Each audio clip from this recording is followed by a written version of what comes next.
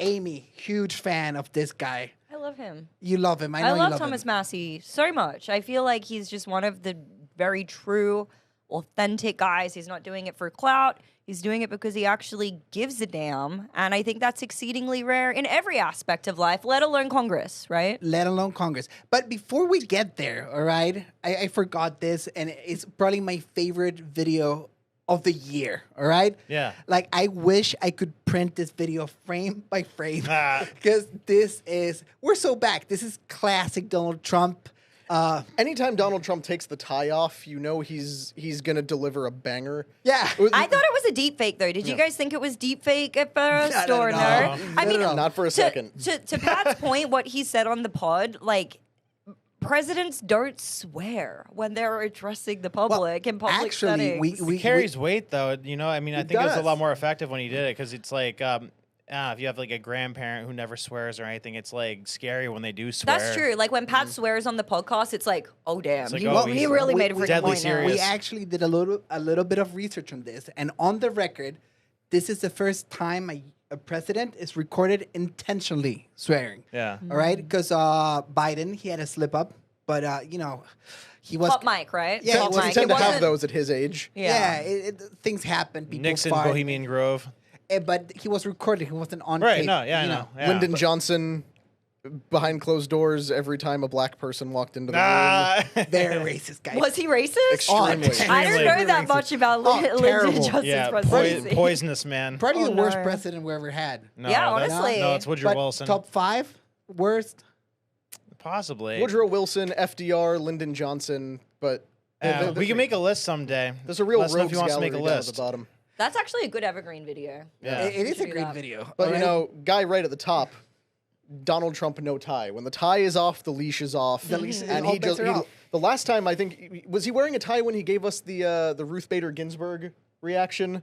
Someone should Oh, I fact don't check know. that. I don't know. Remember, he gets off the plane and Tiny Dancer is playing over a Wait, loudspeaker, and he's like, is it they're just telling me this now for the first time. Connor? Is it no Wow. no tight Trump? Is that an actual theory? I've seen people discuss really? it. Or like, I love this. There's probably Reddit threads about anytime this. he's not wearing a tie, he's in transit, he's going through something, and he gives way better commentary. So on that note, let's stop teasing everybody. Yeah. If you haven't seen it, Who in the it's world hasn't spectacular. seen it? Who in the world hasn't Were seen you? it? But Yeah. this is Donald Trump reacting to the ceasefire, not ceasefire, maybe ceasefire between Israel and Iran over the weekend. Iran violated the peace agreement and the ceasefire agreement.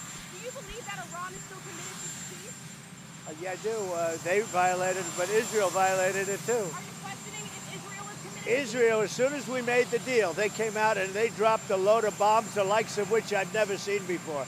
The biggest load that we've seen. I'm not happy with Israel.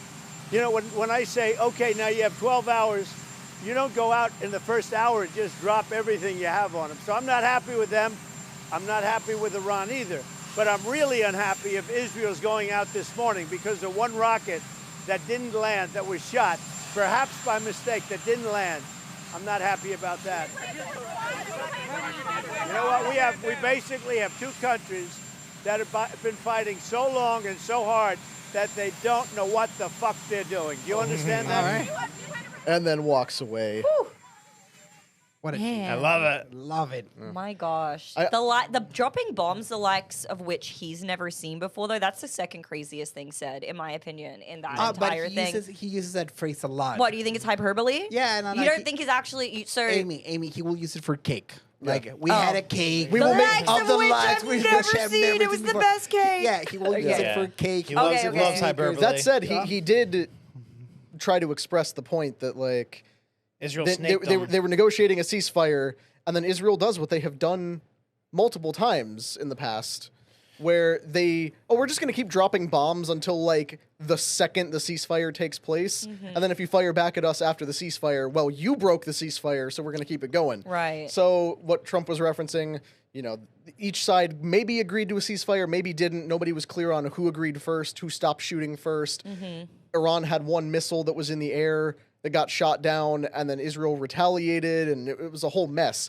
he's expressing the frustration that everyone else feels watching this at home of like, No, but I'm question, tired of though- watching these people kill each other. Question Yeah. though, like I mean, there's not fiber in my being that thinks that Israel wants this to end with this. Like I think that they're going to try with everything they have to make sure this is not the end of this, because I don't think this is the outcome they wanted. Of course not. Brandon, we're gonna get to it. All right, we're gonna get to it.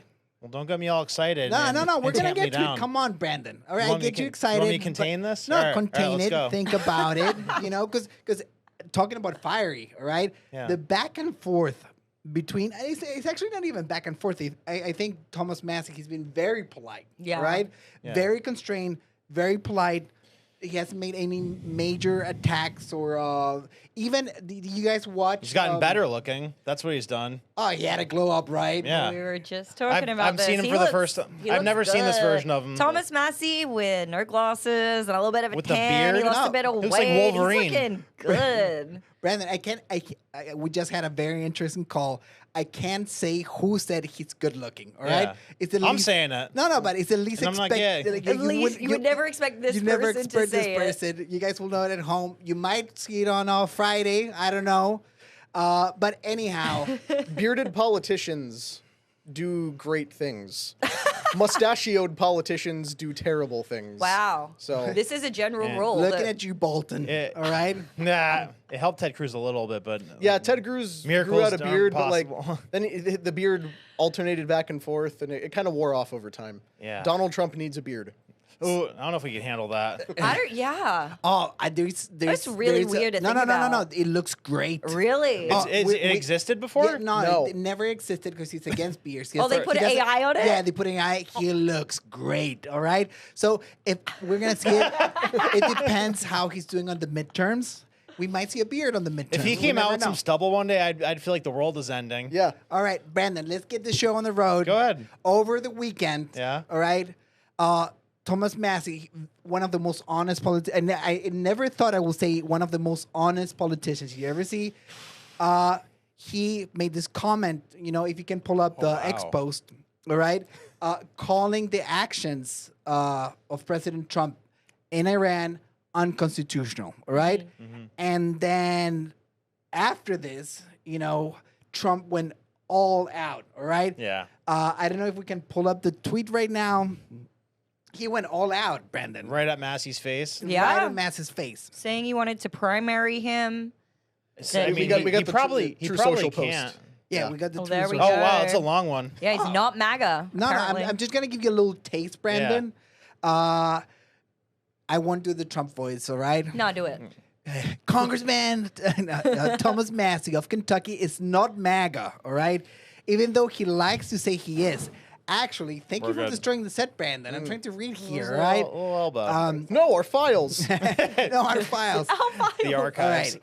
Actually, MAGA doesn't want him, doesn't know him, and doesn't respect him. He's a negative force who always votes no matter how good something may be. All right? You can get the gist of the thing. Yeah. They previously had beef. This been brewing for For a the little same bit. reason, too. For the same reason. Because It was back in what was it? His first term. It was the During COVID. it Yeah. was the COVID stimulus package, right? Massie objected to it, and also the work from home piece, and it was basically just like, this is going to cripple the economy. Which it and lo did. and behold, That- what freaking happened? That $2 price of trillion everything's doubled. $2 trillion stimulus package that Congress was allowed to vote on without having to show up. yeah, Yeah. Their They, debate. they just did a voice vote, not an actual roll call. And Massie demanded a roll call, so they actually had to show up for it. oh yeah, he and- drove all the Yeah. way. And that's when Trump was like, this guy's a ridiculous grandstander. He doesn't belong in the party. The Republicans should kick him out. And then come 2022, Trump's no longer president. Massie is in Congress. Trump gives him his complete resounding endorsement. Says he's a warrior for the Constitution, and the Republican Party needs this guy. And now he's funding a PAC to oust him from Congress. Yeah, actually. good luck. like quite literally. The pact. I'm going to give Trump one thing. He is the best at naming things. All right. Yeah. The name of the pack is Kentucky MAGA. All right. Because he made MAGA into his own thing. There's a simple elegance to it. There is a simple respect it. elegance. Like, it's not directly attacking Massie, who's very popular there. Like, it's not called, like, let's get Massie out pact, MAGA So- pact. So it's a Kentucky MAGA pact, all right? And his mission will be like coming up. You know, I think elections are Next year. next year coming up is to actually get Massie out of Congress. What do you guys think? I'm gonna throw. You're gonna be last, all right? Why? You're Because gonna speak so glowingly about this is him. your guy, all right? This is your favorite guy, Brandon. How do you feel about Massie? Oh no, I love him. I mean, I think the number one issue for everybody in the world, like whether they know it or not, is cost of living. And like the thing that drives cost of living is stupid spending. And he's a principled guy. He's always against stupid spending and reckless spending. And Trump, for like, he has a lot of good things about him, and I've always supported him. Like I've been like the OG Trump supporter here, but I always think he's been stupid with managing money. Like whether it was in his business or with the government, he spends too much money. And like we went from saying we're gonna cut the military spending down 8% per year over the next 4 years to then 2 months later, oh no, we're gonna do $1 trillion defense bill. Like, so I think that's idiotic. It's crazy. That's what's making everything more expensive. So I love that Massie cares most about the debt and the cost of living, because like I don't see anything else that affects more people day to day than cost of living. If you put them neck to neck on a presidential race, No, Trump would win because he's got no. They would have you the same want to chances. win? I don't necessarily think Massie would be like a great president, because like I don't know if I think he might be like a little too hard-headed in some ways. But with what Trump has done, I would like to see it, because I'm like somewhat disappointed in a lot of things that Trump has done with the economy and everything and spending. So I would like to see it at this point. The Doge cuts would have been codified by now if there were 50 more people like Massie in Congress. Like, that is just a fact. And, like, that already, fiscally, we would be so much further. The debate around the big, beautiful bill and how it's going to just wreck the economy, create inflation in the years to come, we could seriously counteract that if some of these Doge cuts are actually codified. And he's been one of the biggest voices speaking up for that. And what has he got from it? Hate from Trump. For like literally everyone. From everyone, yeah, but because he's defying Trump, that's why they're hating him for it. It's everyone who's like Team Trump, who is afraid of being perceived as disloyal, who want to toe the party line. All of those people are coming after him too. It's funny, voting your conscience and voting your principles. Like he always votes on principle. It makes you a very unpopular guy. It really that At the does. same time will build weird alliances. You saw he was voting with the Democrats last week. Yeah, right? the war powers limitation, I think. war powers He backs it with limitation. Ro Khanna, and then AOC, Ilhan Omar, Rashida Tlaib, and Pramila Jayapal come out and say, yeah, we're all on board.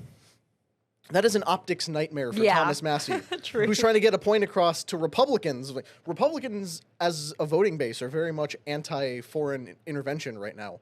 They're not- So they say. or so they say, but like the average sentiment is that like nobody wants to go to war with Iran among the voters. I think war is the most bipartisan thing ever. You think Republicans want to do it? Yeah, Why? because it floods their donors with money. No, I'm not talking about in Congress. I'm talking about voters. Oh, not the voters. the Republican no. voter I don't think base- any voters are of pro-war, course. but I think everybody in Congress is But pro-war. they're on board with Massie's whole proposal of like the president can't just unilaterally get us into war, which they've been doing since 1942. That was the last time Congress declared war. Everything we've done since the 40s has just been emergency powers. yeah, emergency powers and unilateral decisions and limited engagements with no specific declaration of war. Well, how do you enforce that though? Because it's like if you say the president can't declare war, that's like essentially it already says that. So where are you saying the president can't take any type of action against a foreign country? Because I don't know if we necessarily want that. Because you want him to go through Congress every time he thinks he needs to take a swift action. No, technically he can, but it's 60 days. I think it's 40 days of combat and then 20 days of getting them there and back. And anything that would lead to boots on the ground engagement, I think, should require some sort of congressional authorization. Yeah. And that's not to say That's pretty broad, though. That's not to say I trust Congress. Like anything could lead to boots on the ground. Exactly. So anything the president wants to do with foreign policy has to go through Congress. No, it should just be a check on your ability. Obama's drone strikes killed thousands of civilians with no authorization of war against the targets he was going after. In the wake of the Afghanistan pullout under Joe Biden, we launched a drone strike that killed a family of 10 to target one ISIS guy, and it's not even confirmed we actually got him. And an American citizen died. Yeah, sad. Obama killed American citizens too. Now, there are all these problems of like when we keep having these unilaterally approved strikes and missions carried out in other countries, it always escalates into that. What But if we we're stuck in Afghanistan for 20 years it's with no like declaration of war. protecting drugs, but Of course. But what if you do have like a clearly identified high value target that you want to take out and you have the chance to, and it's like, all right, Mr. President, we can do it right now. We have a small window of like 30 minutes to do it. You want him to not be able to do that? You want him to have to go through Congress to do that? That's not what I'm saying at all. Like I said, But like there could be collateral damage. damage. I know, me neither. But there could be collateral damage even if he does go through Congress and like goes through the long, sophisticated way. Like if you're going for a target, you should be going after. There could always be collateral damage. But I mean, with what we spend on our military, there probably should never be collateral damage. They always brag how we could like shoot a rocket up a camel's ass from outer space. But like so how's it that we're constantly having all these casualties? Well, I mean, as Israel proved in their initial strikes on Iran, they can blow up a living room and have people on the other side of the house be fine when they want to. When they want but to, that's the rest key. of the rest of the time, they Complete and utter just destruction. do whatever they want. I mean- and same thing with us. Like, oh yeah, we can execute these surgical strikes. Okay, so why don't we do that more frequently? Right. Why do we drop a drone on a guy's car when there was a whole family in there, when he could have just waited till he got out and killed him in one thing by himself? It raises a whole lot of uncomfortable questions because it's like, like when Trump was in power last time and when he's in power this time, like the thing I do like about his offensives is that they're like clean and fast and you don't see them coming, but it makes you wonder like why everything was so sloppy and like had so much collateral damage under the other presidents. Like, is like we were trying to stir up some terrorism by having a bunch of collateral damage. Well, look at the Soleimani strike. Yeah. The last time he went up against Iran, and honestly, was surgical. it played out. Yeah. Played So out the was same this. way. It's like, hey, that guy's not allowed to leave the country. He left the country. Well, we dropped a bomb that shoots out knives on his car and then explodes for good measure just to make sure you're really dead. Yeah. Turned one of their You're leading Clinton. generals into a pink mist. And then Iran's like, well, in response, we're going to drop a couple bombs near your military base. I think like 2 guys got concussions from the force. And that was it. Same thing that Same they thing. did this time. Yeah. It's like, hey, we're going to strike your bases in Qatar. Right. We're gonna In- call ahead in and like warn you 1 that hour. they're coming in 1 hour. You better watch Yeah. out. All right, before we actually dive deep in this, and I want to go to you, Amy, all right? Super fan of Massie. You think he can come out alive from this? Like, you think he's going to be in Congress? Like, the super PAC is already going. Trump is getting his media apparatus rolling. He's done it before unsuccessfully. You think this time your boy, Thomas Massie, is going to come up on top? Could very well. I mean, you see the support that he's getting both financially. I mean, a bunch of people have already donated to his re-election campaign as soon as the internet saw what was happening and the attacks that were being levied against him. I think he racked up like $80,000 in donations already, something like that. I mean, that's, small money when you're talking about going up against a Trump-appointed candidate. But I think that he has the court of public opinion on his side for the most part. I do worry about the right's kind of how we're becoming a little bit more like the left in the ability to kind of try to control the narrative and then excommunicate anybody from the group who doesn't toe the party line. I think that that's one thing that we all hated about the left. And that's literally, in my opinion, the definition of wokeness, at least some of the definition of what it is to be a woke individual, is this whole cancel culture thing, where as soon as somebody dissents or says something that you're in disagreement with, you just try to shut them down, cancel them, throw dirt on their name. And it's been unfortunate to see some people in MAGA and some people on the right do that to Thomas Massie. And not just on Massie, they've been doing it on other issues as well, straight up strawmanning people's arguments as soon as they try to dissent, when there's room to have a little bit of nuance within the party. You brought up something a couple of shows back about like the GOP Big Ten and like naturally that's going to cause some division within the group. But if anybody is like the voice of reason within the party, I would say it's Thomas Massie. And this is the person that we should be listening to, honestly. Like, because again, he's voting with his conscience, not because anybody's lining his pockets, not because he has some type of a vested interest, not because he wants clout or to be famous. The man literally lives off the grid, has chickens, built his own tractor, has a completely like self-sustaining property. He doesn't care about any of this materialistic shit. He does what he does because it's important to him. because he wants to help people, and we need it. We freaking need the help when you look at our policymakers and the people who are in charge right now. And Trump's doing a good job, but I mean, there's also the question of foreign interests as well. And that's one thing I respect the heck out of him, is you can literally trace the funding and the donations. He doesn't take money. He doesn't take money from AIPAC or from any other group that's trying to shape the narrative or, you know, control his opinions. I was going to comment on that. The way he's exposed lobbyists is probably the best thing he's done. Like, I mean, you remember he went on Tucker and said every Republican in Congress has an AIPAC guy. I thought he said every person in Or Congress. every person, but he was specifically hyping up Republicans or, you know, the worst, most susceptible to it. But lobbyists in general, they all hang out over on K Street, and then they walk over to the Capitol, and they buttonhole your congressman and get him to do stuff that the big money interests want, not what you, the voter, want. Yeah. And then another point I want to call attention to, back in that Truth Social post that Trump wrote, you know, the big, long thing, one of the insults he used against him was calling him Rand Paul Jr. Yeah. As like, you know, this guy's just like a Rand Paul Jr. who says no to everything. Look at Rand Paul's track record in the last like 5-6 years. Yeah. That's not an insult. It's a compliment. I get that Trump doesn't like Rand Paul either for the exact same reasons, but that's not an insult. Rand Paul has been pretty solid, particularly coming out of COVID. Yeah. And look at this dude's vote. Like, do you know what his victory margin of victory was in his last election?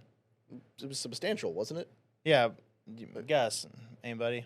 I don't remember. Massie? Off the top of my Yeah. head. 15 points. Try 99. 99. He won 99.6 to 0.4. You Wow. kidding me? Yeah. All right. That was Wow. 2024. And then before that, it was 75 to whatever, and then to 25. And then before that, was like he had like 64%. So, you know, it's just monstrously going up every year. Like not a single person in Kentucky 4th district voted for the other person. So they So love. you think they he'll be love- fine? Yeah. Like All what's right. like what's is Trump Well- gonna like pay every single person who in the voting block to vote for the other guy? That's what makes No? the difference is that it's Kentucky, so there's no chance of it flipping blue.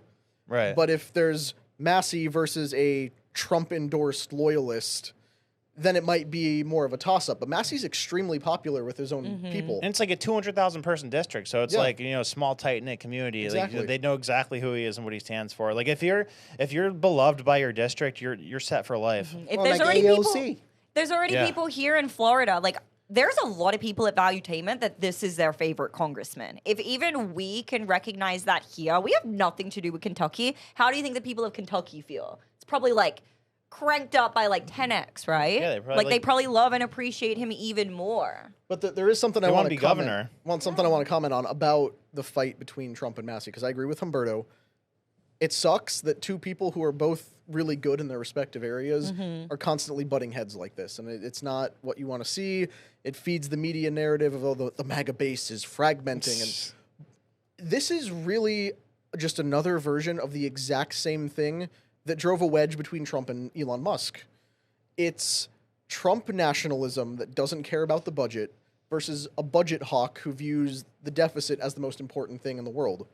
That's a Well, great everybody point. cares about the budget, but just like half the people in the base are like so blind and loyal to him that they'll just go, like if he But comes and it's- says the craziest thing, they'll agree. They're like It's the not even psycho blind Laura loyalty Loomer. though. It's the fact that, you know, Massie wears that pin he made that The debt clock? That's constantly ticking up with the debt clock, showing how much money we owe by the passing seconds. It's brilliant.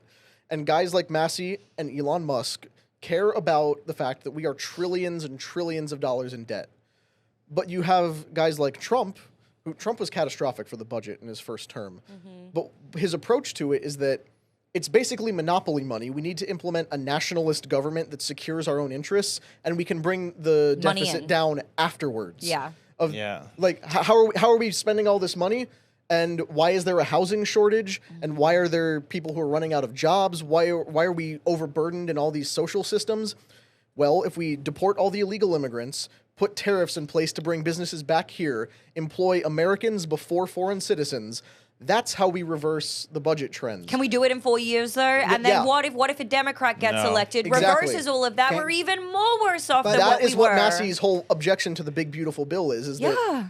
that the changes don't do anything in the next 3.5 years. Right. Trump only has 3.5 years left, and that time is going to go by in the blink of an eye. Blink of an eye, literally. And, mean- and people are going to pay for it through inflation and lower standard of living. That's just a fact. That's why it sucks that the Doge was a crock of shit, because that's how you could actually attack the deficit. Like, if you have to go It wasn't after a crock of shit, Brandon. Congress the is biggest crock of shit. No, they didn't codify any of the cuts. I don't know Yeah, why but the cuts you were BS, though. They were cutting No, some of them were perfectly legitimate, and we're not here to debate those right now. But layoffs and All contracts. right, Brandon. They started the conversation, a very important conversation we never had before. About the deficit. And I think to the point, and we're in the middle of two positions here, and I think he put it like when we were talking about this and you explained it to me like that. Like and let's say you're just walking and you get stabbed, all right? Mm-hmm. You go to the hospital, Yeah. all right? You will do everything and put all the resources at your, whatever resources you can get to not bleed out. Mm-hmm. You're gonna put it into like fixing your stab wound. Yeah. Some of these guys, they go to the, how do you call it, the finance office first. You're being stabbed, you have a stab wound here, and you go to the finance office first and go like, oh, how much is this gonna cost me? All right. Okay. So I think I like both guys. They're playing different strategies. Like I'm more on the side of Trump on this thing. Because he's right, it's monopoly money, and there's things that need to be fixed. $14 trillion. We can't- $14 trillion is not an amount of money that exists. Like it is It's just so much it is just money. made up. Y'all have no idea. 99% of the money is debt, though. Exactly, but that's what I'm saying. These are not tangible dollar amounts that are held anywhere or changed from hand to hand. It is numbers on spreadsheets. And you have guys like Trump and the other nationalists who are saying, if it's all made up, why not just fix the problems? Who cares if that 14 trillion becomes 24 trillion, becomes What the hell do you 34 think is that causes quintillion? inflation? but- No, What do you- it's the printing of more money. The But- deficit. Exactly, but when it's So go into completely more of a made up, deficit? they're building something else that will fix a lot of those problems. Yeah, they're trying to grow the GDP, which is going to help people who own assets, which is 4% of the population. Yeah, but so guys, it's not going to help it's people. guys like Musk who want to grow the GDP. He talks about explosive And GDP Trump has said that growth is too. the only way. Yeah, Trump and Lutnick.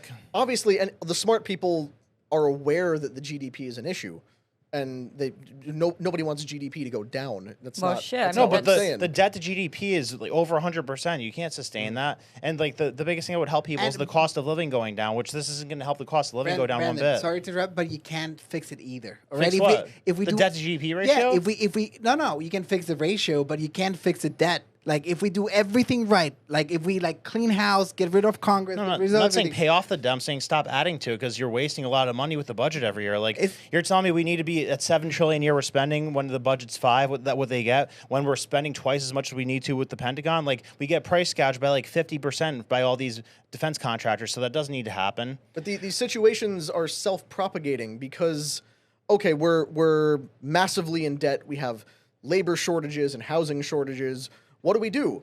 Well, let's import foreign labor. That'll help us boost GDP, drive up production. Well, the more people we bring in, the more people we incentivize to come live here, the fewer houses there are, the worse manufacturing gets. The worse our quality and standards are here, the more we have to ship things overseas to try to get better quality. And Yeah, and how is it that it's unaffordable to build a house when we have like the second biggest stockpile of lumber in the world? Like that makes no sense that lumber and cement, the two main things that you need to build a house, are astronomically expensive. So like that's something we can control with policy. And it's the cost of living. It's not about labor or anything. It's the cost of living. So like if you incentivize the hell out of people to build houses and to build to get food in a cheap way and to build energy sources that are cheap, then that would give people more disposable income and that would drive GDP. Another But fantastic if way you- to drive down or to resolve the housing shortage To have is less to people. deport 5 million That's illegal it. immigrants. No, it's to build more houses. But yeah, deport them. Brandon, I mean, do a combination of both. Why not play offense and defense? And honestly, we need both types of guys in Congress. do need And both we, type of we guys, need yeah. we need Massies and we need Trumps. But the issue that I have then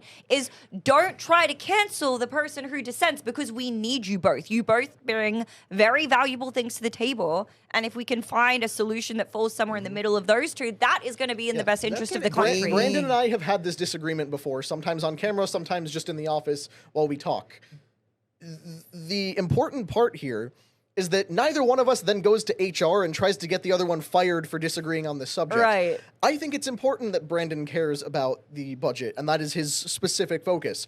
Brandon knows it's important that I'm arguing on nationalistic points. Mm-hmm. We have that agreement, and it's important for us to have that dialogue. So for Trump to be like, well, Massie disagrees with me. He's in the way of what I'm trying to do. Let's oust him. Right. Like Amy said, that doesn't help anybody win. It makes me question if he understands it. But he talks like that, all right? Let's give the guy a break. He's the a fighter. president, He's very all right? combative. Yeah, but I mean, I get it. he was born And- rich, and- so like you and don't care that much about the cost of moving living on when to you're the next born thing, rich. Brandon. So that's a big part of it. That's a great point. What, you don't want me to talk about how he's a trust fund baby? No, It doesn't hurt as bad. no. with He the got cost I of took a living. small loan loan of of $1 million. several million Yeah, dollars. But of course you're not going to care about the cost of living when you're born. President, you know, he's a president. all Yeah. right? There's no small loan that you can get that will make you president, Brandon. No, all I right? mean, there's people who become shitheads when they inherit money, and there's people who double down and become even better. So he definitely did that, and that's impressive. But So I think he's done very well for himself. yeah, but you're And- never going to appreciate and- the cost of and- living burden when you're and born into I a think millionaire family. We can agree that Trumps or Massies, if we have less McConnells in Congress, everything is going to be Yeah, fine. it's the worst type of creature. If somebody could start up a Everything is MAGA gonna- super PAC to get Lindsey Are you Graham about? out of Yeah, the Senate. let's do that. So if you like this clip, click right here. And if you want to see more like it, click right here. Stay angry, Patriots.